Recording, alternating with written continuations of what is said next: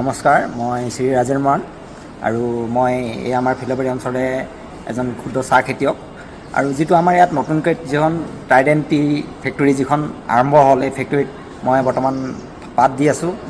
আৰু এই ফেক্টৰীটোত আজি যিখন সভা অৰ্গেনাইজ হ'ল, এই সভাখনত আমাক বেন কেমিকেলৰ পৰা নন বেন কেমিকেল যিবিলাক ঔষধ পাতি বা কীটনাশকৰ বিষয়ে যিখিনি ক'লে, এইখিনি সন্দৰ্ভত হয়তো আমাৰ যিসকল ইয়াত দৰ্শক আহিছিলে বা যিসকল টি গুৰাছ আহিছিলে, তেখেতলোকে যথেষ্ট উপকৃত হ'ল বুলি মই ভাবোঁ।